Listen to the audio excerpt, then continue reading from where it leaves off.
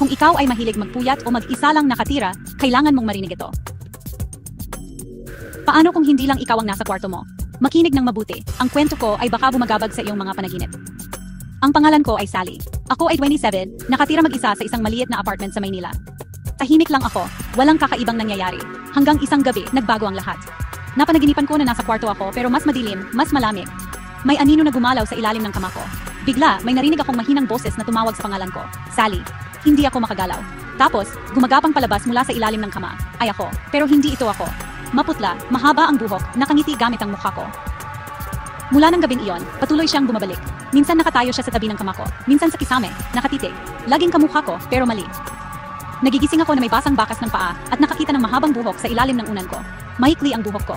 Walang naniniwala sa akin. Pero naglagay ako ng mga patibong, asin sa pintuan, lumitaw ang mga marka ng kuko. Pero wala pa ring tao sa labas. Sinabi ko sa lola ko. Binigyan niya ako ng kwintas na itim na bato, huwag na huwag kang kakausap sa kanila sa iyong mga panaginip. Sinubukan ko. Pero isang gabi, pagod na pagod, nakalimutan ko ang kwintas. Ngayon, minsan nakikita ko ang sarili ko na nakangiti sa salamin, at hindi ko matandaan kung bakit. May mga litrato sa telepono ko na natutulog ako. Pero sino ang kumuha nito? Kaya, kung naririnig mo ito, baka ako pa rin si Sally.